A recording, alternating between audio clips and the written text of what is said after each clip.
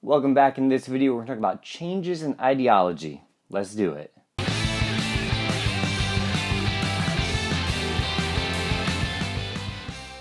Alright, so this video is all about changes in political ideology. Now, this might be changes within the same person throughout his or her life, as well as changes in ideology from one generation to another. And we have two terms, one that describes each of these. So the first one is life cycle effects. And this is the idea that as people go throughout their lives, at different points in time, we might see reflected differences in their ideology. And this is natural because, well, at different points in life, there are different things that are more important to that person. Young people and old people, for example, have very different issues that have a high level of priority, most likely.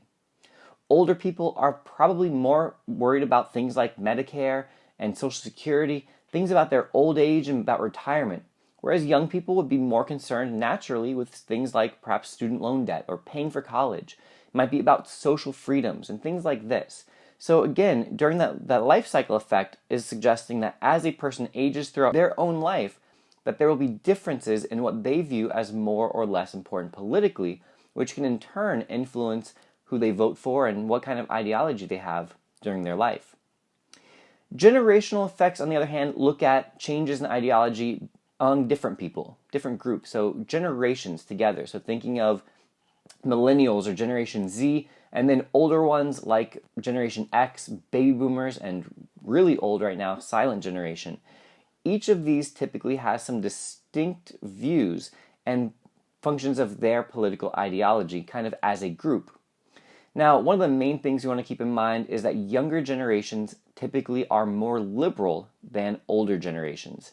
So this is something that pretty much throughout time happens where boomers are a little bit more liberal than silent, and then X more liberal than them, millennials more liberal. And so right now, millennials are the most liberal, and then as Generation Z comes of age, then they will almost assuredly overtake millennials as being the most liberal generation. So that's it. Till next time, this has been a La Money production.